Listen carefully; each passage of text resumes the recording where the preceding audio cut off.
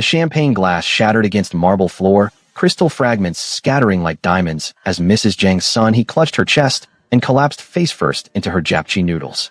BZ Johnson's fork clattered from her hand. The elegant Seoul restaurant erupted into chaos around her, wealthy diners screaming, waiters frozen in shock, but BZ was already moving. Her chair scraped backward as she launched herself across the polished floor, her braids whipping behind her, medical training overriding every instinct to stay invisible, to remain the quiet Nigerian woman dining alone on New Year's Eve. Across the restaurant, Zhang Wu had been mid-sentence, laughing at something his sister Minji said, when his mother's champagne flute slipped from her fingers. His smile died instantly. He was on his feet before the glass hit the floor, shoving past his bodyguards, his face draining of color as his mother pitched forward. BZ reached her first. She dropped to her knees beside the elderly woman, ignoring the bodyguards who materialized around them, their hands reaching for weapons beneath expensive suits. BZ's fingers found Mrs. Zhang's throat, pressing for a pulse. Weak. Irregular. She rolled the woman onto her back with practiced efficiency, her dark hands stark against Mrs. Zhang's pale, silk hanbok. Yama. Zhang Wu's voice cracked with panic as he fell to his knees on the other side of his mother. Yama, no. Move back, BZ commanded in English, then her broken Korean. Give me space. Jaigyam. Minji was already sobbing, her phone in her trembling hands, calling emergency services. BZ tilted Mrs. Zhang's head back, checking her airway. The woman's lips were turning blue. No time for questions or permission. She locked her hands together, positioned them over the sternum, and began compressions. 1, 2, 3. The rhythm became her entire world. 15 compressions. 2 rescue breaths. Again. What are you doing? Zhang Wu grabbed her shoulder. You're hurting her. I'm saving her life. Let me work. BZ shrugged him off, kept compressing. Sweat beaded on her forehead as she worked, her shoulders burning, but she didn't stop. Couldn't stop. Not when she'd watched her own father die because Lagos hospitals lacked basic equipment. Not when she had the skills to prevent another family from feeling that crushing helplessness. Come on, she whispered in Yoruba, then English. Come on, mama. Stay with us. Zhang Wu's hands hovered uselessly over his mother's body, his usual control shattered. His bodyguards stood frozen, weapons half drawn, unsure whether this foreign woman was helping or hurting, waiting for orders from a boss who couldn't speak through his terror. 28, 29, 30 compressions. BZ prepared to give rescue breaths, but then Mrs. Zhang's body convulsed. She gasped, coughed, her eyes fluttering open. BZ rolled her into recovery position as the woman vomited onto the expensive floor. Alive. Breathing. BZ's hands shook with relief and adrenaline as she monitored the pulse. Stronger now. More regular. Yama. Zhang Wu's voice broke. His hand found his mother's, gripping it like a lifeline. He spoke rapid Korean, words tumbling over each other, and even without understanding the language, BZ heard the raw love and fear. Mrs. Zhang's eyes focused slowly.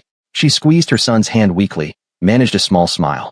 Then her gaze shifted to BZ, kneeling beside her in her rumpled dress, and something like recognition flickered there. Not memory. Something else. Gratitude. Understanding. The look of a mother who knew her son's secrets. Behind them, sirens wailed closer. The paramedics would arrive any moment. BZ kept her fingers on Mrs. Zhang's pulse, her mind racing through possibilities. Cardiac event, possibly myocardial infarction. She needs immediate hospital care. She glanced up at Zhang Wu, ready to provide more medical details, and her world tilted sideways. She knew that face. Those eyes.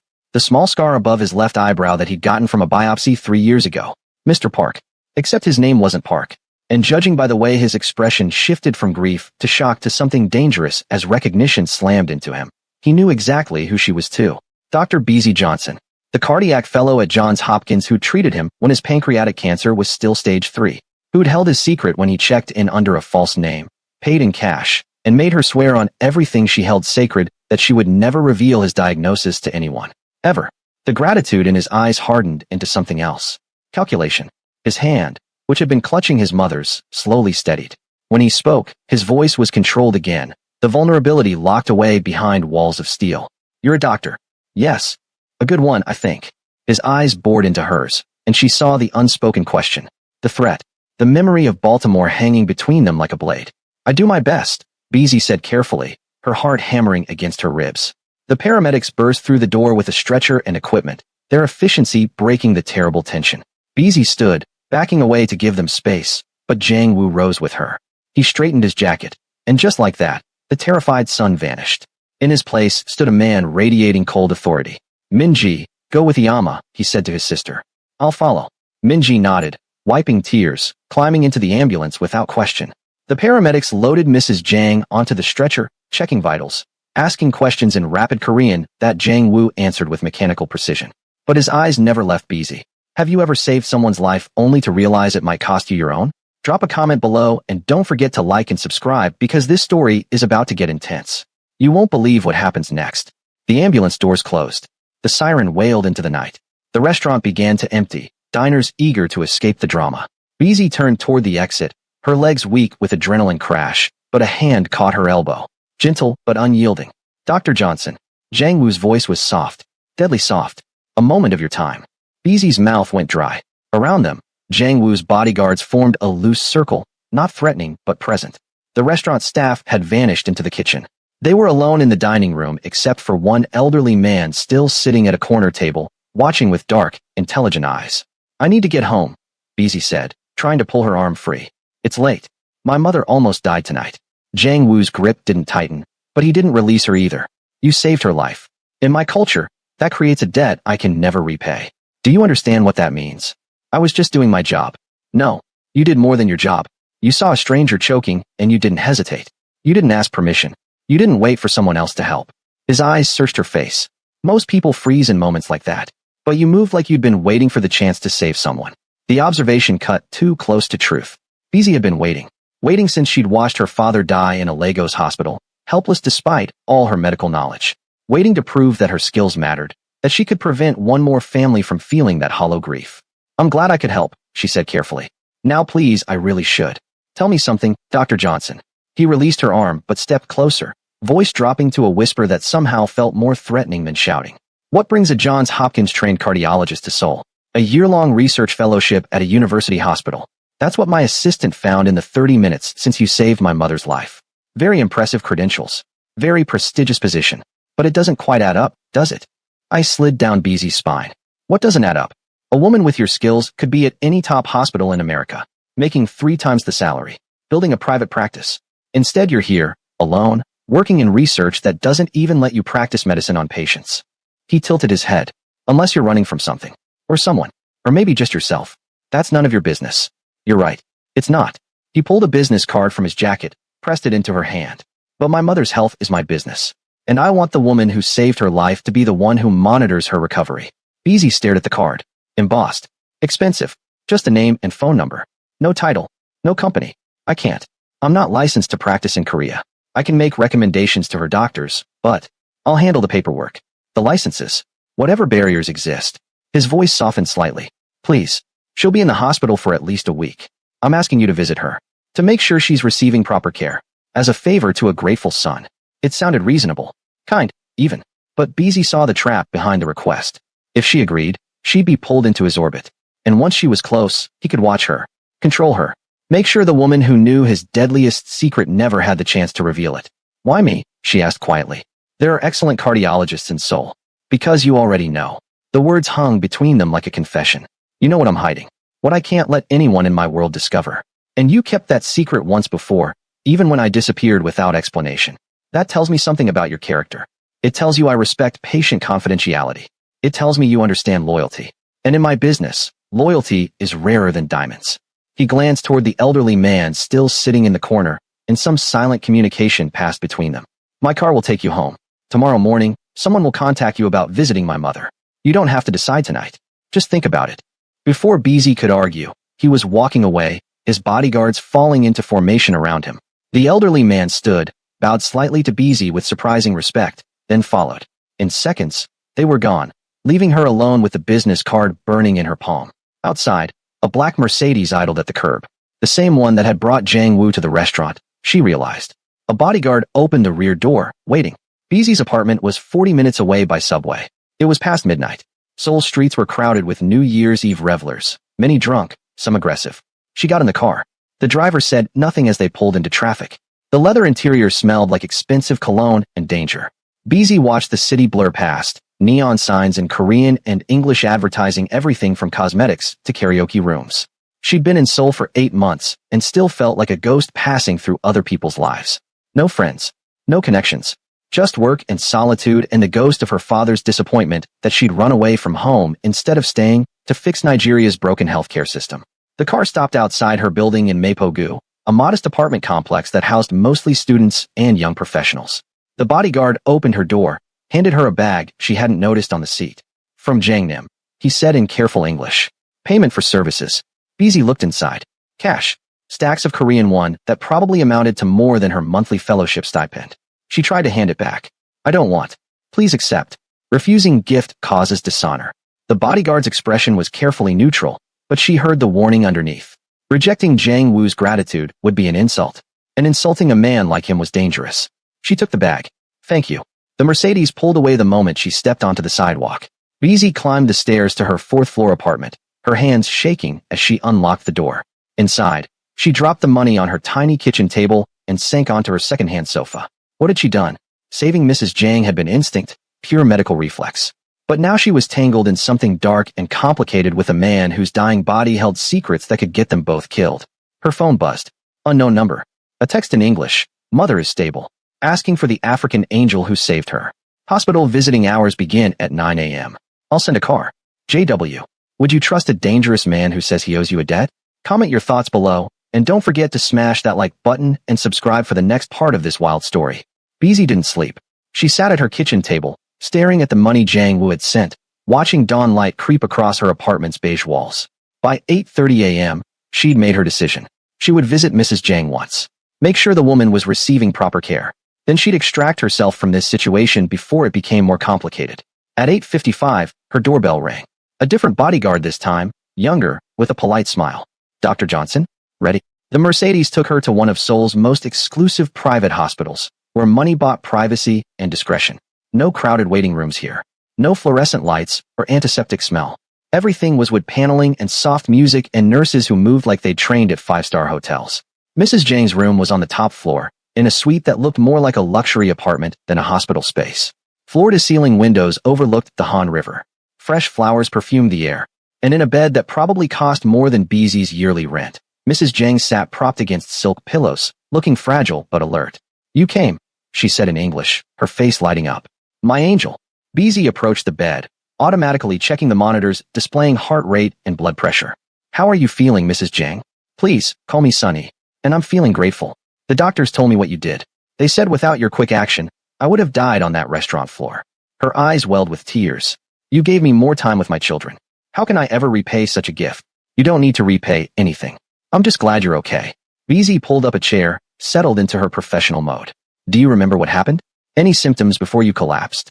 Sunhee described chest tightness that had started during the appetizer course, radiating down her left arm. Classic heart attack symptoms she'd ignored, not wanting to ruin the New Year's Eve dinner. Woo had been planning it for weeks. He's so busy, you understand. Getting him to sit down for a family meal is like catching moonlight. He seems very devoted to you. He is. Too devoted sometimes. He carries too much weight on those shoulders. Sunhee's expression turned shrewd. He told me you knew each other before. In America. That you treated him for something he doesn't want to discuss. Beezy's professional mask slipped. Mrs. Jang. I'm his mother. I know my son is sick. I've known for over a year.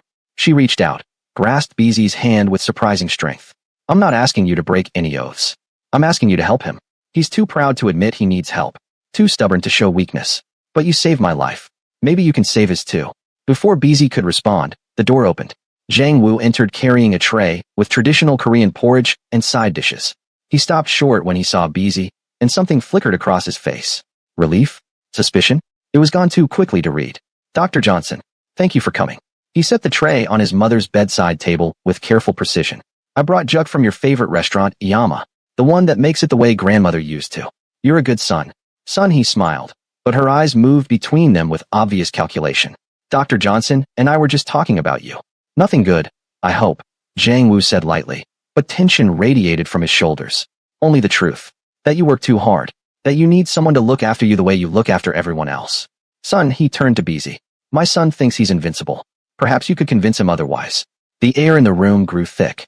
Jang Woo's jaw tightened. Yama, Dr. Johnson is here to check on you. Not listen to a mother's complaints about her ungrateful son. I'm not complaining. I'm observing. Sunny's voice took on the steel that probably raised a man who commanded an empire. And I observe that you look tired. Thinner than you were 6 months ago. You think I don't notice, but I'm not blind. I'm fine. You're not fine. And I'm tired of pretending not to see it. She looked at BZ. Doctor, would you say my son looks healthy to you? It was a trap. Answer honestly and betray Jiang Wu's secret. Lie and lose Sunny's trust. BZ chose the middle path. I need to do a proper examination to make any medical assessment. Then examine him. Son, he crossed her arms. Right now? Or I will discharge myself from this hospital and refuse all further treatment. Yama, you can't. Watch me. She reached for the 4 in her arm. Stop. Jiang Wu grabbed her hand gently but firmly. His expression cycled through anger, frustration, resignation. Finally, he looked at BZ. Would you mind stepping outside for a moment? I need to speak with my mother privately. BZ fled into the hallway. Through the door, she heard raised voices in Korean. Sunny's sharp and commanding. Jiang Wu's lower but just as intense. The argument lasted 5 minutes. Then silence. Then the door opened. Jiang Wu stepped out, his face carved from ice. My mother is a manipulative woman who uses her health as a bargaining chip. I apologize for putting you in that position. She loves you. She's scared. She's meddling. He ran a hand through his hair, a crack in his composure. But she's also recovering from a heart attack, and stress is dangerous for her condition. So I'm going to ask you something, and I need you to be honest. Can you keep a secret from my mother while also keeping her alive? That depends on the secret. The secret is that I'm dying, and I don't want her spending her remaining years watching me waste away. His voice dropped to barely a whisper. I want her to remember me strong, capable, not the sick, weak thing I'm becoming. BZ's chest tightened. That's not your choice to make. She deserves to know. To say goodbye properly if it comes to that. Goodbye. He laughed bitterly. Doctor, I don't plan on dying anytime soon. I plan on fighting this until my body gives out. But I'll do it quietly, without an audience, without turning my mother into a grief-stricken widow before her time. Noble. Stupid, but noble. BZ leaned against the wall. Here's what I think. You can't protect her from pain by hiding the truth. You're just making it worse. When she finds out, and she'll be devastated that you lied. And if I tell her now, she'll be devastated immediately. At least my way buys her some happiness. Happiness built on lies isn't real happiness. Maybe not, but it's all I can give her. He straightened his jacket, mask sliding back into place. Will you help me or not? BZ stared at him. This man who was equal parts criminal and devoted son, who killed to protect his empire, but brought his mother porridge from her favorite restaurant. I'll make you a deal. I'll help monitor your mother's recovery. I'll even do regular checkups on you. Make sure you're managing your condition properly. But you have to promise me something. What? If your condition worsens, if you're actively dying, you tell her. You don't let her walk into your funeral unprepared. Deal. His eyes narrowed. You're negotiating with me. I'm setting boundaries. There's a difference. She held out her hand. Do we have an agreement? He looked at her hand like it might be a trap. Then, slowly he shook it. His palm was warm, calloused, the grip of a man who'd built things with violence and will. Deal. Now come back inside and tell my mother I'm cooperating. Otherwise she really will pull out her 4. Son, he was sitting up in bed, arms still crossed, waiting. When they entered, her expression softened slightly. Well, Dr. Johnson has agreed to provide follow-up care for both of us, Jiang Wu said smoothly. She'll visit you daily while you're hospitalized, and she'll also do a general wellness check on me to ease your concerns. Satisfied? Humph. I'll be satisfied when you actually listen to her recommendations instead of thinking you know better than medical professionals. But Sun He's shoulders relaxed. The victory was won. Now both of you sit down and have some juk with me. I'm not eating alone. What followed was one of the strangest meals of BZ's life. Sun He told stories about Jiang Wu and Minji's childhood, embarrassing anecdotes that made him scowl and made BZ laugh despite herself. The crime lord who commanded fear across Seoul turned into a sullen son, rolling his eyes at his mother's teasing. It was so normal, so human, that BZ almost forgot the danger lurking beneath the surface. Almost. Because between stories, she caught the way Jiang Wu's hand trembled slightly when he lifted his spoon. The way he touched his left side when he thought no one was looking. The exhaustion in his eyes that no amount of expensive suits could hide. He was sicker than he'd been 3 years ago in Baltimore. The cancer was winning. After the meal, Sun He dozed off, the medications and stress finally catching up with her. Jiang Wu gestured for BZ to follow him into the hallway. They walked in silence to a private consultation room at the end of the corridor. He closed the door, leaned against it, and for a moment the mask slipped completely. He looked his age, looked sick, looked scared. How bad is it? BZ asked quietly. The truth. Always the truth. At least between us. He moved to the window, stared out at Seoul's sprawling cityscape. The metastases in my liver are growing. I can feel them now, a constant ache. The targeted therapy from Johns Hopkins, it worked for about 18 months. Bought me time.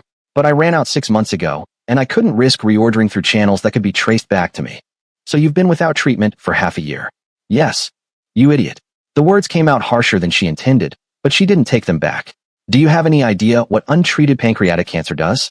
It spreads aggressively to your lymph nodes, your peritoneum, your bones. You're probably stage 4 by now. I know. Do you? Because you're acting like you have all the time in the world when you probably have months. Maybe a year if you're lucky. She wanted to shake him, to make him understand. I can help you. I can get the medication through my research fellowship. But you have to want to live. I do want to live, he said, voice raw. I want to walk Minji down the aisle when she gets married. I want to teach my mother's grandchildren taekwondo. I want to grow old and boring and spend my days feeding pigeons in the park. But wanting isn't enough, is it? Reality is what matters. And the reality is that I'm the head of an organization that will tear itself apart the moment I show weakness. Then make changes. Phase out the violent operations. Go legitimate. You think I haven't tried? He turned to face her, and his expression was bleak. This empire has roots that go back 40 years. My father's generation, my grandfather's. The men who work for me, they don't know any other life. If I try to dismantle it, they'll see betrayal. They'll fracture into rival factions and go to war. More people will die than if I just maintain the current structure.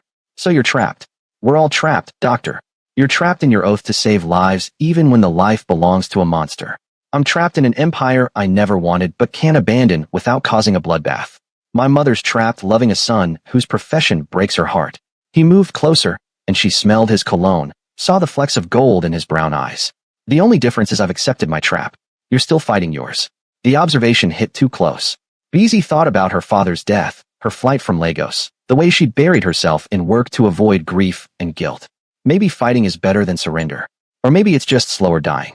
He pulled a small notebook from his jacket, wrote something, tore out the page. This is the name of my doctor in Tokyo. He has my recent scans and blood work. Contact him. Get the files. See how bad it really is. Then decide if I'm worth saving. Beezy took the paper. Everyone is worth saving. That's the whole point of being a doctor. Even criminals. Even criminals. Even stubborn ones who think dying is nobler than living. She folded the paper, tucked it in her pocket. I'll call Tokyo today, but you need to start taking better care of yourself. Less stress, better sleep, proper nutrition, and for God's sake, stop getting into physical fights. Your immune system can't handle it. A ghost of a smile touched his lips. You sound like my mother. Your mother is a wise woman. Can you imagine carrying a secret that could save someone's life, but also put you in danger? Tell us what you do in the comments. And if you're hooked, hit that subscribe button because this story is about to get even more intense. Over the next 2 weeks, Beezy's life transformed into something she barely recognized. Every morning, a car picked her up from her apartment. Every afternoon, she spent hours at the hospital with Sunhee, monitoring her recovery, adjusting medications, ensuring the cardiac rehab plan was appropriate. And every evening, after Sunhee dozed off, she met with Jang Woo in the consultation room to discuss his treatment. The Tokyo doctor had been reluctant at first, citing patient confidentiality, but a 3-way video call with Jang Woo present had solved that. The scans were worse than Beezy feared. The pancreatic tumor had grown. The liver metastases had multiplied. Without immediate intervention, he had maybe 6 months. With aggressive treatment, possibly 2 years. Maybe. Getting the medication proved easier than expected. Her research fellowship gave her access to pharmaceutical trials, and she called in favors from colleagues at Johns Hopkins. Within a week, she had enough targeted therapy to keep Jang Woo stable for at least 6 months. The first injection, administered in that private consultation room with the door locked and her hands shaking slightly, felt like crossing a line she could never uncross. She was no longer just a doctor treating a patient. She was a co-conspirator, helping a criminal maintain his power by maintaining his health. Does it hurt? She asked as she withdrew the needle. No more than usual. He rolled down his sleeve, buttoned the cuff with practiced efficiency. Thank you. Don't thank me yet. We won't know if it's working for weeks. She disposed of the needle in the sharps container she'd brought. And you need to understand, this isn't a cure. This is buying time. Eventually, the cancer will develop resistance to the therapy. We'll need stronger medications. Different approaches. I understand. Do you? Because you keep talking about time like it's infinite. It's not. You need to start planning for the future. For what happens to your family, your organization, when you can't lead anymore. His expression hardened. I am planning. But succession in my world isn't simple. The wrong choice could start a war that destroys everything my father built. Then make the right choice. There is no right choice. Only less terrible ones. He stood, moved to the window. A position Beezy had learned meant he was wrestling with something he didn't want to say. I have a lieutenant. Kong Daehyun. He's ambitious, competent, and he wants my position. He's been testing boundaries lately. Small infractions. Challenging my orders in front of others. Waiting for me to show weakness so he can make his move. So remove him from power. And replace him with who? Someone less competent. Someone more loyal but too weak to hold territory. He turned back to her. Power vacuums are dangerous, doctor. The moment I remove Kong without a clear successor, every ambitious man in my organization will think it's open season. We'll have civil war. BZ packed her medical bag slowly, thinking, what about going legitimate? You said your organization has businesses. Nightclubs, import-export. Can't you phase out the criminal operations gradually? I've been trying. But it's like trying to turn a tiger into a house cat. The nature is still there, under the surface. And the men who work for me, they're not interested in legitimate business. They want power, money, the rush of violence. You can't reprogram that. But you're not like them. You didn't want this life. Your mother said your father forced it on you. Something flickered in his eyes. Old pain. My father was murdered when I was 25. Shot in the street by a rival gang trying to take our territory. I was in graduate school in Tokyo, studying business, planning to work in finance. Then I got the call that changed everything. Come home. Take over. Protect your mother and sister, or watch them be killed as a message to anyone who challenges the new order. So you sacrificed your future for them. I did what any son would do, and I discovered I was good at it. Too good. I built alliances, eliminated threats, expanded operations, made us untouchable. His voice turned bitter. The irony is that in protecting them from danger, I became the danger. My mother loves me but fears what I do. Minji doesn't even know the full extent of it. I've kept her isolated, separate, clean. She thinks I'm a businessman. Thinks the bodyguards are a precaution, not a necessity. She'll find out eventually. Maybe. Or maybe I'll die first, and she'll remember me as a good brother who loved her. He checked his watch. A movement BZ had learned meant their time was up. I need to get back. There's a situation at one of my clubs that requires attention. What kind of situation? The kind you don't want to know about. He left, and BZ sat alone in the consultation room, staring at her medical bag. 6 months ago, her biggest ethical dilemma had been whether to publish research results that might be misinterpreted. Now she was treating a mafia boss's cancer in secret, helping him maintain power, becoming complicit in whatever violence he committed to keep that power. But when she closed her eyes, she saw Sunhee's smile, saw Minji's relief that her brother was finally taking care of himself, saw the flicker of hope in Jiang Wu's eyes when she told him the medication might buy him 2 more years. 2 years. 730 days. It didn't sound like much. But for a man who'd thought he had 6 months, it was a lifetime. Her phone buzzed. A text from an unknown number. Jiang Nim wants you to know situation is handled. No casualties. Return to normal schedule tomorrow. No casualties. As if that made it better. As if violence without death was somehow acceptable. BZ deleted the text and packed up to leave. In the hallway, she passed a young nurse who bowed slightly, respectfully. Everyone at this hospital knew she was important. That she had access to the exclusive top floor. That the Jiang family had personally requested her care. She wondered what they'd think if they knew the truth. Sunhee was discharged after 10 days with strict instructions for cardiac rehabilitation and lifestyle changes. Jiang Wu's estate had been modified to accommodate her recovery. A ground floor bedroom, so she wouldn't have to climb stairs, a physical therapist who came daily, a nutritionist who designed heart-healthy Korean meals that didn't taste like punishment. BZ visited 3 times a week, officially to monitor Sunhee's progress. Unofficially, to continue Jiang Wu's cancer treatment in his private study while his mother napped and his bodyguards stood watch outside. It was during one of these visits, for weeks after New Year's Eve, that everything changed. She was checking Jiang Wu's blood pressure when he suddenly went rigid. His phone had buzzed. He read the screen, and his face drained of color. What is it? BZ asked. Calm. The name came out like poison. He made his move. Before she could ask what that meant, the door burst open. A bodyguard, young, bleeding from a cut above his eye, spoke rapid Korean. Jiang Wu's expression turned to stone. He stood, grabbed a jacket from behind his desk, checked something inside it that BZ suspected was a weapon. Stay here, he commanded. Don't leave this room until someone comes for you. What's happening? Kong attacked one of my clubs. Killed 3 of my men. He's claiming I'm unfit to lead, that I've gone soft, that the organization needs stronger leadership. Jiang Wu's voice was ice. He's forcing my hand. If I don't respond immediately and decisively, every lieutenant I have will think they can challenge me too. You can't go out there. You're not strong enough for a fight. I don't have a choice. He was already at the door. Lock this behind me. My mother cannot know what's happening. If she asks, tell her I had business meetings. He was gone before BZ could argue. The bodyguard followed, and suddenly she was alone in the study, her heart hammering. She locked the door with shaking hands, pressed her ear against it, trying to hear anything. Footsteps. Voices. The sound of cars starting in the courtyard below. Minutes crawled past. 15. 20. 30. BZ paced the study, her medical training screaming that Jiang Wu was in no condition for violence. The cancer treatment was working, but slowly. His body was still compromised, his immune system weak, his stamina shot. One hard hit in the wrong place could rupture something. Could kill him faster than any tumor. A soft knock made her jump. Dr. Johnson? It was Minji's voice, worried. Are you in there? I heard shouting. Where's my brother? BZ unlocked the door. Minji stood in the hallway, elegant in a cream sweater and jeans, her expression confused rather than frightened. She really didn't know what her brother did. What he was. He had urgent business, BZ said carefully. He said he'd be back soon. What kind of business requires bodyguards to run through the house like there's an emergency? Minji pushed past her into the study, looked around as if expecting to find answers in the furniture. Something's wrong. Wu has been acting strange for weeks. Tense. Angry. And now this. I'm sure everything is fine. Stop lying. Minji whirled on her, and BZ saw the steel underneath the gentle exterior. She was her mother's daughter, after all. Everyone treats me like I'm made of glass. Like I can't handle reality. But I'm not stupid. I know my brother isn't just a businessman. I know the security consultants who work for him carry guns. I know the clubs he owns are fronts for other things. Then why haven't you said anything? Because he's my brother, and I love him. Because our father died violently, and Wu stepped up to protect us when he could have run. Because every choice he's made, every terrible thing he's done, he did it so our mother and I could sleep safely at night. Minji's eyes filled with tears. But I also know he's sick. I've known for months. I found his medication hidden in his office. I researched the drug name online. Pancreatic cancer. Stage 3, maybe stage 4 by now. BZ's professional mask cracked. He doesn't want you to know. Well, I know. And I'm terrified. Because if he's dying, what happens to all of this? What happens to the men who depend on him?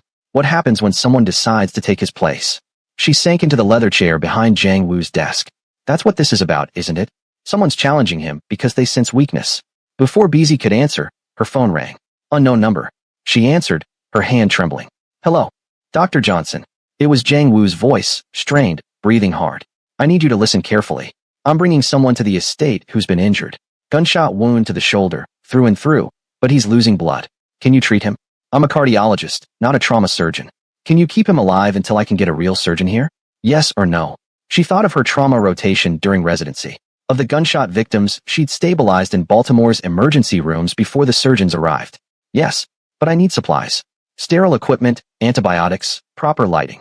I'll have everything ready. 10 minutes. He hung up. Minji stared at her. He's bringing a gunshot victim here? To our home. Apparently. BZ's mind raced through what she'd need. Do you have a room that can be sterilized? Bright lights? Clean sheets? The guest house. We converted it to a gym, but there's an attached bathroom and good lighting. Minji stood, suddenly all business. I'll help you set up. And before you tell me to stay out of it, forget it. This is my home. My family. I'm not hiding anymore. They worked quickly, converting the gym into a makeshift clinic. Minji proved surprisingly competent, following BZ's instructions without hesitation, gathering supplies from the main house's extensive first aid cabinets. Apparently, being the sister of a crime lord meant keeping emergency medical supplies on hand. The gate buzzer sounded. Security cameras showed 3 black SUVs pulling into the courtyard. Jiang Wu emerged from the lead vehicle, his white shirt splattered with blood. 2 bodyguards supported a man between them, his left shoulder wrapped in someone's jacket, blood soaking through. Behind them came 4 more guards, weapons visible, scanning the perimeter. They brought the injured man into the guest house gym, laid him on the weight bench BZ had covered with clean sheets. He was young, maybe 25, his face twisted in pain. The gunshot had entered just below the collarbone, exited through the back. Lucky. Another inch to the right, and it would have hit the subclavian artery. Everyone out except Dr. Johnson, Jiang Wu ordered. His men filed out immediately. Minji started to follow, but BZ caught her arm. I need an assistant. She stays. Jiang Wu looked ready to argue, saw his sister's determined expression, and nodded curtly. Fine. But what you see here, what you hear, it never leaves this room. Understood. Understood, Minji said. For the next 90 minutes, BZ worked to save a man whose name she never learned. She irrigated the wound, checked for bullet fragments, packed it with gauze to stop the bleeding. Minji handed her instruments, held the man down when he thrashed, never flinched when blood sprayed across her expensive sweater. Jiang Wu stood in the corner, silent, watching. His knuckles were bruised. There was a cut on his cheek. But he was alive, standing, functional. Whatever had happened, he'd survived it. Talk to me, BZ said as she worked. What happened out there? Kong attacked my club with 15 men, killed 3 of mine, wounded 6. He wanted to make a statement. Jiang Wu's voice was flat, emotionless. I made a bigger one. His men are either dead or in the hospital. Kong himself is in the wind, but he won't run far. He knows if he doesn't finish this, I'll hunt him down. So this isn't over. No, it's just beginning. Would you risk everything to save someone who's being hunted? Drop your thoughts in the comments and smash that like button if you're on the edge of your seat. Don't forget to subscribe because the next part is going to blow your mind. The injured man, whose name turned out to be Ji-hoon, stabilized around midnight. The surgeon Jang Woo had called arrived shortly after, a nervous man who clearly didn't want to be there but was too afraid to refuse. He examined Beezy's work, nodded approvingly, gave Ji-hoon antibiotics and pain medication, then fled as quickly as he'd come. Beezy and Min-ji scrubbed blood from their hands in the bathroom sink, neither speaking. Through the window, they could see Jang Woo in the courtyard, surrounded by his remaining men, giving orders in rapid Korean. His posture was rigid, controlled, but Beezy saw the slight sway, the way he braced his hand against a car hood for support. He's going to collapse, she said quietly. He can't. Min-ji dried her hands, her expression grim. Not now, not in front of them. The moment he shows weakness, they'll turn on him like wolves. Even after he just defended them, killed for them. Especially then. In this world, strength is everything. Loyalty only lasts as long as you're useful. Min-ji met her eyes in the mirror. You're from Nigeria, right? Lagos. Yes. I studied there for a semester during university. International Relations program.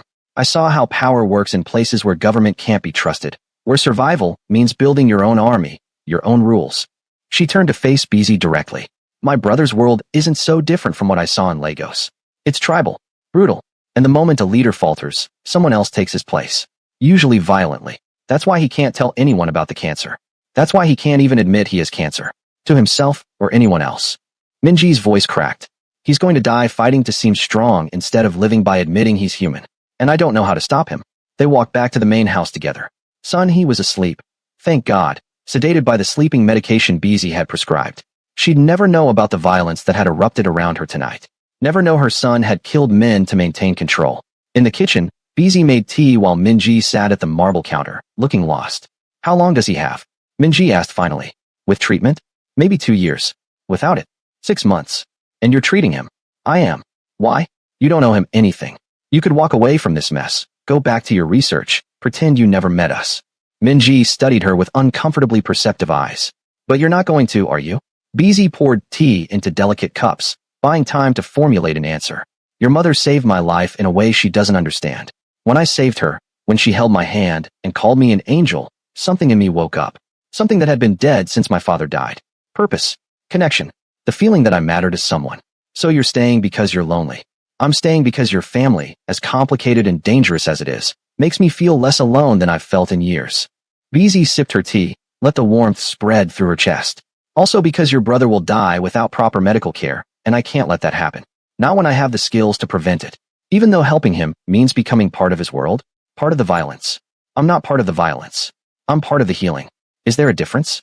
Min-ji asked softly. When you patch up his men so they can go out and fight again. When you keep him healthy so he can lead an organization built on fear. Aren't you enabling it all? The question haunted Beezy for the rest of the night. She tried to sleep in the guest room Min-ji had prepared, but Dawn found her staring at the ceiling, wrestling with morality. Min-ji was right. Every injection she gave Jang Woo, every wound she treated, every piece of medical advice she offered, it all kept the machine running. Kept the violence churning. But what was the alternative? Let him die? Watch Sun He bury her son. See Min-ji lose the brother who'd sacrificed everything for her. At 6 a.m., Beezy gave up on sleep. She dressed, walked downstairs, found Jang Woo in his study. He was at his desk, still wearing the blood-stained shirt from last night, studying documents with red-rimmed eyes. He looked up when she entered, and for a moment she saw straight through to the exhaustion underneath. You should be resting, she said. So should you. I tried. Couldn't. She closed the door, moved closer. How are you feeling? Any pain? Nausea? I'm fine. You're not fine. You fought tonight. Your body is already compromised, and you went out there and... She stopped, took a breath. Let me examine you. Later. Now. She pulled the stethoscope from her bag. Or I walk out that door and don't come back, and you can explain to your mother why her doctor abandoned her. His eyes flashed with anger, then resignation. He unbuttoned his shirt with mechanical precision. Bruises were already forming across his ribs, a deep purple that made Beezy wince. She pressed gently, felt him flinch. Possible cracked rib. Maybe 2. You need an x-ray. No hospitals. Too many questions. Then you need to rest. No physical activity for at least a week. Not possible. Kong is still out there. If I hide, if I show weakness, he'll come back with more men. Jang Woo caught her wrist as she moved the stethoscope. You don't understand how this works, doctor. In my world, you're either the hunter or the prey. There's no middle ground. Then change your world. I'm trying. But change takes time, and time is the one thing I don't have. He released her wrist, looked away. Last night, I killed 4 men. Shot them myself because I couldn't let my men do all the work, couldn't let them think I was weak. And you know what the worst part is? What? It was easy. Easier than it should be. I didn't hesitate. Didn't feel guilt. I just did what needed to be done. His voice dropped to a whisper. Sometimes I wonder if my father's empire didn't just trap me. Maybe it revealed who I really am. A man capable of violence without remorse. Beezy sat in the chair across from him. Or maybe it revealed a man capable of doing terrible things to protect the people he loves. There's a difference. Is there? Yes. Because one is a monster. The other is just a man in an impossible situation. She leaned forward. But here's the thing about impossible situations. They don't last forever. Either you find a way out, or they destroy you. You need to decide which one you want. Before he could answer, his phone rang. He checked the screen, his expression hardening. It's Kong. He wants to meet. The meeting was set for neutral ground, an abandoned Buddhist temple in the mountains outside Seoul, a place where violence was forbidden by tradition older than any gang. Zhang Wu insisted on going alone except for 2 bodyguards. Beezy insisted on coming with him. Absolutely not, he said. This is gang business. You're a civilian. I'm your doctor. If something happens, if you collapse, who's going to keep you alive long enough to get to a hospital? She crossed her arms. Besides, neutral ground means no violence. You said so yourself. I'll be safe. Neutral ground is a suggestion, not a law. If Kong decides to break tradition, things will get bloody fast. Then take more men. I can't. Showing up with an army makes me look scared. Scared leaders don't last long. He studied her face, seemed to be weighing something. Why do you want to come? Because I don't trust you to take care of yourself. Because your ribs are cracked and you're running on adrenaline and stubbornness. Because if you die out there, your mother and sister lose everything, and I can't let that happen. Something shifted in his expression. Not quite softness, but close. You care about them. I do. What about me? Do you care about me, or just the patient I represent? The question caught her off guard. She thought about the past month, the hours spent in his study, administering treatment, talking about everything from Korean history to Nigerian politics to the nature of power and responsibility. She thought about how he listened when she spoke, really listened, like her words mattered. How he'd arranged for her apartment building to get better security after she mentioned feeling unsafe walking home at night. How he remembered she liked her tea with honey, even though she'd only mentioned it once. I care, she admitted quietly. More than I probably should. Good. He grabbed his coat. Because you're going to need that stubbornness to keep me alive. Let's go. The drive took 90 minutes, winding up mountain roads still dusted with snow. The temple appeared like something from a dream. Curved roofs and stone walls weathered by centuries. Prayer flags snapped in the wind. A few monks tended the grounds, pretending not to notice the expensive cars arriving. Kong was already there, standing in the temple courtyard with 5 men. He was older than Beezy expected, maybe 45, with silver threaded through his black hair and a face that might have been handsome if not for the cruelty in his eyes. When he saw Zhang Wu, he smiled. You brought a woman, he said in English, clearly for Beezy's benefit. How progressive. Let me guess, the African doctor who saved your mother? Word spreads fast in our circles. Dr. Johnson is here in a medical capacity. Zhang Wu's voice was ice. You asked for this meeting. Talk. I'm offering you a way out. Retire. Step down voluntarily. Name me as your successor, and I'll make sure your mother and sister remain untouched. You can live out your remaining days in peace. Remaining days? Zhang Wu's expression didn't change. What makes you think my days are numbered? Please. You look like death. You've lost weight. You move like a man in pain. And you brought a doctor to a business meeting. Kang's smile widened. You're sick, Zhang. Dying, probably. And you're too proud to admit it. But I'm giving you a choice. Step down now with dignity, or I'll take everything by force, and your family will suffer for your stubbornness. You threaten my family to my face. On sacred ground. Zhang Wu's voice dropped to a whisper that somehow carried more menace than shouting. That's bold. That's reality. You're weak. I'm strong. This is how succession works in our world. Kong took a step closer. Or maybe you'd prefer to settle this the old way. Single combat. You and me. Winner takes the organization. Beezy's heart dropped. Zhang Wu couldn't fight. Not with cracked ribs and a body ravaged by cancer. He'd lose. Maybe die. But Zhang Wu just laughed. You want single combat? Fine. Choose your weapon. No weapons. Just fists. Kong started removing his jacket. Like real men. Stop. Beezy stepped between them before she could think better of it. This is insane. You can't fight. Either of you. This is the 21st century, not some feudal drama. Stay out of this, doctor, Kong said. This is between men. I'm not staying out of anything. I'm a medical professional, and I'm telling you both that violence solves nothing. You want succession? Negotiate it. Create a leadership structure that doesn't depend on one man being invincible. She turned to Zhang Wu. You're smarter than this. Use your brain, not your fists. She's right, a new voice said. Everyone turned. An elderly man emerged from the temple, wearing simple monk's robes. The same man who'd been sitting in the restaurant on New Year's Eve, Beezy realized. The one who'd watched everything. Violence on sacred ground brings bad fortune to all involved. Perhaps there's another way. And who are you? Kong demanded. Someone older than both your fathers. Someone who remembers when this organization wasn't built on blood, but on community, protection, mutual support. The monk's eyes were sharp despite his age. You both want what's best for your people, yes? Then find a solution that doesn't require anyone to die. Easy for you to say, Kong sneered. You don't have skin in this game, don't I? I've watched this organization destroy 3 generations of good men, turn sons into killers, mothers into widows, children into orphans. The monk looked at Jiang Wu. Your father came to me the week before he died, asked me to watch over you, to guide you if you ever sought guidance. I've been watching, waiting. This is your moment to choose a different path. Jiang Wu's mask cracked. My father never mentioned you. He didn't mention many things, including his own illness. Cancer, like you. He died in that street not because he was weak, but because he was too proud to accept help, to show vulnerability, to admit the system he'd built was killing him. The monk moved closer. Don't make his mistake. Break the cycle. Can one moment of truth change everything? Drop a comment with what you think should happen next, and don't forget to like and subscribe because this story is reaching its most intense moment yet. Silence fell over the courtyard. Even the wind seemed to hold its breath. Jiang Wu stared at the monk, processing revelations that were rewriting his understanding of his father, his legacy, everything he'd built his identity around. He had cancer? Jiang Wu's voice was barely audible. Pancreatic. Stage 4. Diagnosed 6 months before he died. The monk's expression was sad. He thought if he could maintain control, hide his weakness, he'd have time to prepare you properly. Instead, his enemies sensed something was wrong. They struck before he was ready. And you inherited an empire soaked in blood before you were ready to lead it. Kong looked uncomfortable for the first time. This changes nothing. The old generation's problems aren't my concern. What matters is who leads now. It changes everything, Beezy said, finding her voice. Don't you see? The system is broken. It's killed Jiang Wu's father. It's killing him now. And it'll kill you too eventually, Kong, when the next ambitious man decides you're too weak to lead. She looked at both of them. You can keep playing this game until there's nobody left, or you can change the rules. Easy to say, impossible to do, Kong muttered. Is it? Jiang Wu spoke suddenly, his voice stronger. What if we restructured? Made the organization a collective instead of a monarchy? Shared leadership among 5 senior members.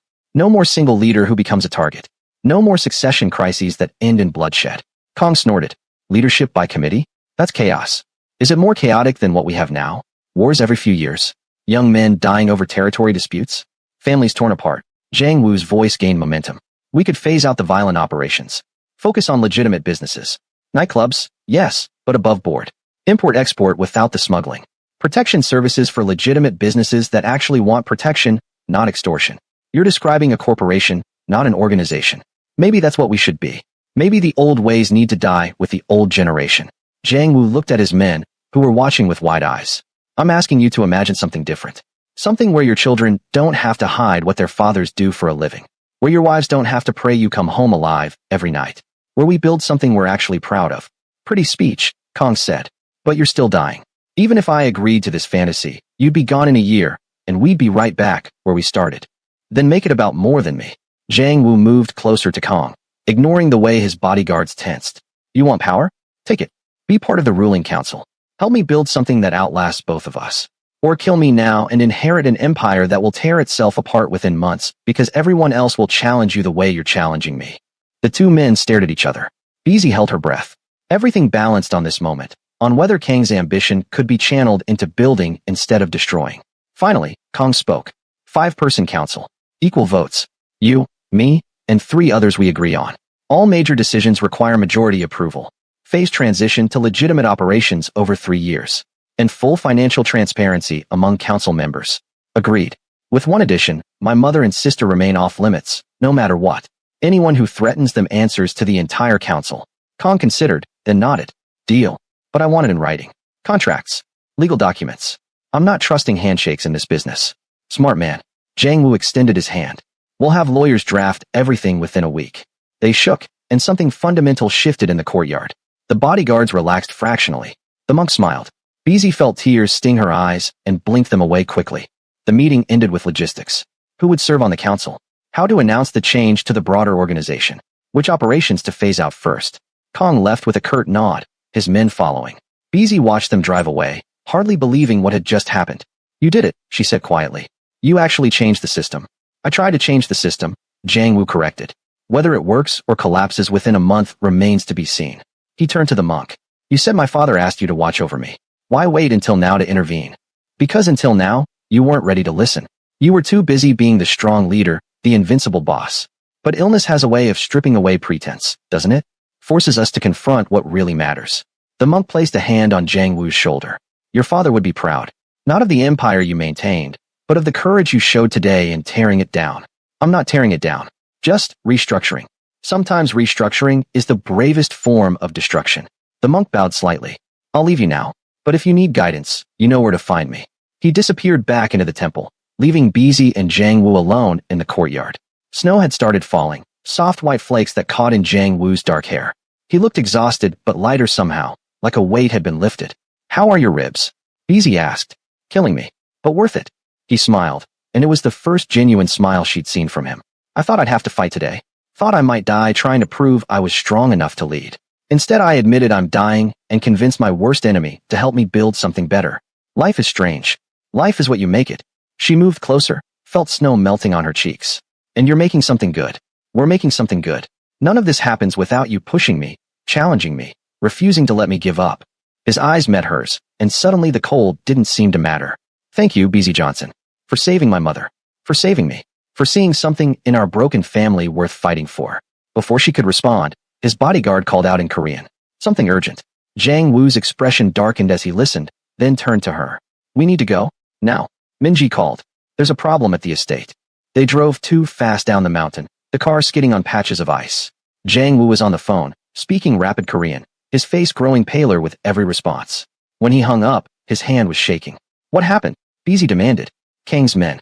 Before the meeting, before he knew about the deal, he sent a backup team to my estate. Insurance, he called it. They're holding Minji. The world tilted. Holding her where? For what? In the main house. They're demanding I surrender the organization to Kong completely, not this council compromise. They said if I'm not there in an hour with signed documents giving Kong full control, they'll kill her. His voice cracked. He didn't know. Kong didn't know his own men had gone rogue. He's heading there now to stop it. But they might not listen to him. They might panic and hurt her anyway. BZ's medical training kicked into crisis mode. What about your mother? Where's Sunny? At her sister's house across the city. Thank God. If she was there, if she saw this, he couldn't finish the sentence. The car screeched into the estate's driveway 45 minutes later. For vehicles were already there. Two of Jiang Wu's, two that must belong to Kong. The front door stood open. Voices shouted inside, angry, frightened. Jiang Wu started to get out, but BZ grabbed his arm. Wait. You can't just run in there. They're expecting you. They'll shoot the moment you appear. That's my sister. I know. Which is why we need to be smart. She thought frantically. They don't know me. They saw me at the temple, but they don't know I'm connected to you beyond being a doctor. Let me go in first. Let me assess the situation. Absolutely not. I'm not sending you into. You don't have a choice. If you go in there, people die. If I go in, maybe I can talk them down. De-escalate. She was already opening the door. Trust me. I've talked down armed men in Lagos emergency rooms. I can do this. Before he could stop her, she was walking toward the house, hands visible, empty, moving slowly. One of Jiang Wu's bodyguards tried to intercept her, but she waved him off. At the door, she called out in English. My name is Dr. BZ Johnson. I'm a physician. I'm unarmed. May I come in? Silence. Then a voice, young, nervous, stay there. A man appeared in the doorway, early 20s, sweating despite the cold, holding a pistol with an unsteady grip. Behind him, she could see two more armed men in the foyer. And beyond them, Minji, sitting on the stairs, her face pale but composed. I'm a doctor, BZ repeated. Not a fighter. Not a threat. I just want to make sure nobody gets hurt. Too late for that, the young man said. Jiang needs to surrender, or his sister dies. Jiang is willing to negotiate. But first, I need to check on Minji. Make sure she's okay. That's all. 2 minutes. Then I'll leave and you can continue your negotiations. She kept her voice calm, soothing, the same tone she used with panicked patients. Please. She's just a woman caught in the middle of men's business. Let me make sure she's not injured. The young man hesitated, looked back at his companions. One of them shrugged. Fine. 2 minutes. But we watch you. BZ entered slowly, walked to Minji, knelt beside her. Are you hurt? She whispered. No. Scared, but not hurt. Minji's voice was steady, braver than Beezy would have been in her position. They came in an hour ago, said they were following Kang's backup orders. But I heard them on the phone just now. Kang is furious. He's telling them to stand down, but they don't believe him. They think he's been compromised. Can you walk? Yes, but they won't let me leave. They said I'm leverage until Wu surrenders everything. Beezy's mind raced. 3 armed men, all young, all frightened of their own boldness. The situation was unstable, likely to explode the moment Wu showed himself. Unless she could shift the dynamic. She stood, faced the young man who seemed to be the leader. What's your name? Why does that matter? Because I want to know who I'm talking to. I'm Beezy. You are. Hyunwoo. Hyunwoo. Okay. Can I ask you something? Do you have family? Parents? Siblings? He looked confused. Yeah. So imagine them in Minji's position. Held hostage because of decisions other men made. How would you feel? This is different. Is it? She didn't choose this life. She's a gallery owner. An art lover. She's never hurt anyone. Never been part of the organization's violence. She's just a sister who loves her brother. Beezy moved closer, kept her voice gentle. You're young. You have your whole life ahead of you. But if you hurt her, if this ends badly, you'll spend that life in prison or running. Is that really what you want? I want what I was promised. Security. Money. Respect. But his voice wavered. Kang promised you that. And now Kang is outside telling you to stand down because the situation has changed. There's a new deal. A better deal. One where you don't have to choose between following orders and doing the right thing. She gestured toward the door. Let me bring Kang in. Let him explain. Give yourself a chance to walk away from this without blood on your hands. Hyunwoo looked at his companions. One of them was barely 18, she realized. Terrified. The third, older, maybe 30, seemed more calculating. He was the dangerous one. No tricks, the older man said. You bring Kang in, alone, or we start shooting. Beezy nodded, walked slowly back to the door. Outside, Wu was barely containing himself, his hands clenched into fists. Kang stood beside him, looking furious and worried in equal measure. They want you inside, Beezy told Kang quietly. Alone. They don't trust that you actually called off the operation. Idiots. I never authorized holding his sister. This was supposed to be pressure, not kidnapping. Kang straightened his jacket. If they've hurt her. They haven't. But they're scared. Young men with guns and bad orders are unpredictable. You need to stay calm, convince them to stand down without making them feel stupid for following your original instructions. Kang's eyes narrowed. You're smarter than you look, Doctor. I've dealt with frightened men holding weapons before. Lagos has its own problems. She glanced at Wu. Stay here. Let Kang handle his people. If you go in there, your presence will only escalate things. If anything happens to Minji, Wu's voice was raw. Nothing will happen to her. I promise. Beezy led Kang toward the house, praying she could keep that promise. Inside, the 3 men tensed when Kang entered. The older one raised his weapon slightly. Boss, we weren't sure the phone call was real. Thought maybe Jang had you under duress. I'm not under duress. I'm making a business decision. One that doesn't include terrorizing innocent women. Kang's voice was cold. Stand down. Now. That's an order. But you said. I said apply pressure. I didn't say take hostages. There's a difference. Kang moved closer to Hyunwoo. You want to be part of this organization? Then you follow orders, not your interpretation of orders. Let her go. The tension in the room was suffocating. Beezy watched the 3 men exchange glances, saw the moment they made their decision. Hyunwoo lowered his weapon first. The younger one followed immediately. But the older man hesitated, his eyes calculating. How do we know this isn't a trap? That the moment we let her go, Jang doesn't kill us all for this disrespect. Because I'm guaranteeing your safety, Kang said. As part of the new council structure. You made a mistake, but you thought you were following my orders. That's understandable. You walk out of here now, this is forgotten. New council structure? The older man looked confused. Jang and I reached an agreement. Shared leadership. Transition to legitimate operations. It's a new era. Kang's voice softened slightly. One where men like you can build careers instead of just surviving day to day. But it only works if we start now, by letting this woman go and proving we're better than the old ways. Slowly, the older man lowered his weapon. Fine, but I want it in writing. Protection from retaliation. You'll have it. Kang gestured toward the door. Now get out of here before I change my mind about forgetting this happened. The 3 men filed out quickly. Through the window, Beezy watched Wu's bodyguards intercept them, patting them down, taking their weapons, but not detaining them. A show of the new order. Consequences, but not death. Minji stood on shaking legs. Beezy caught her arm, steadied her. You're okay. It's over. Is it? Minji's voice was hollow. Or is this just a temporary peace before the next crisis? Before Beezy could answer, Wu burst through the door, pulling his sister into a fierce embrace. He said something in Korean, fast and desperate, and Minji responded in the same language. her composure finally cracking as she sobbed against his shoulder. Kong approached Beezy quietly. You have a gift for de-escalation. Ever consider a career in hostage negotiation? I'm a doctor. I negotiate with death, not criminals. In my experience, they're not that different.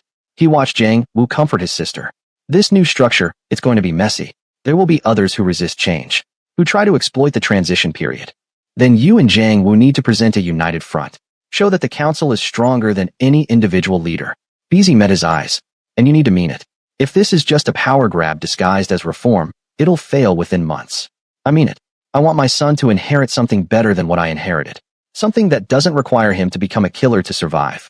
Kang's voice dropped. My wife died 3 years ago. Cancer. I watched her waste away while I built an empire on violence. What's the point of power if the people you love die afraid of what you've become? The raw honesty surprised her. Then help build something different.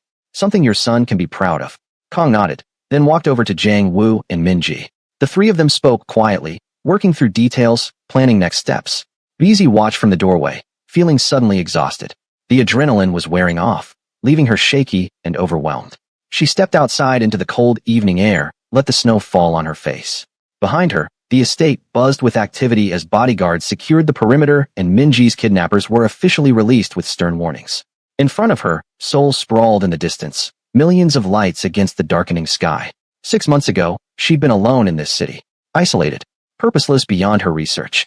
Now she was entangled in a mafia family's drama, treating a dying crime lord, negotiating with armed men, and somehow helping to reform an organization built on violence. Her father would have been horrified, or maybe proud. She wasn't sure anymore. Dr. Johnson. Jiang Wu approached, Minji beside him. Both looked drained but relieved. I don't know how to thank you. What you did in there, talking to those men, convincing them to stand down, it saved my sister's life. I just talked. They made the choice. You did more than talk. You saw their humanity when everyone else just saw threats. Minji hugged her suddenly, fiercely. Thank you. For everything. For saving our mother. For helping my brother. For not running away when things got dangerous. Where would I run to? Beezy said softly. You're my family now. Strange, complicated, occasionally terrifying, but family. Jiang Wu's expression shifted, something warm breaking through the usual control. Then come inside. Have dinner with us. Minji is cooking, which means we'll probably order takeout halfway through, but the intention is there. They walked back into the house together, leaving the snow and the danger and the past behind. Inside, the kitchen was warm, full of the smell of Korean spices and the sound of Minji's laughter as she tried to remember her grandmother's recipe for kimchi jjigae. Beezy chopped vegetables while Jiang Wu made tea, moving carefully around his cracked ribs, and for a moment everything felt almost normal. Almost. Because tomorrow the real work would begin. Restructuring the organization. Managing Jiang Wu's treatment as his cancer progressed. Navigating the complicated politics of 5 strong personalities trying to lead together. Keeping Sunny healthy and happy without letting her see how close they'd all come to catastrophe. But tonight, they had this. Warmth, safety.